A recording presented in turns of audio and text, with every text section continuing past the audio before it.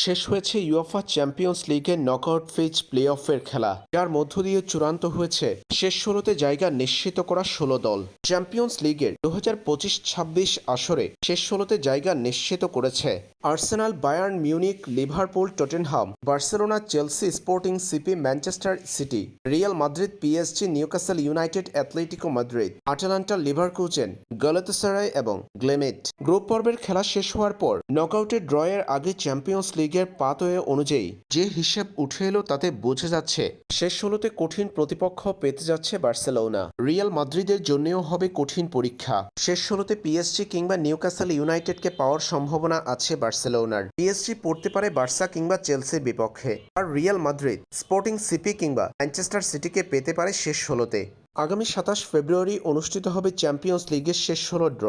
সেখানেই চূড়ান্ত হবে শেষ ১৬তে কে কার মুখোমুখি হলো।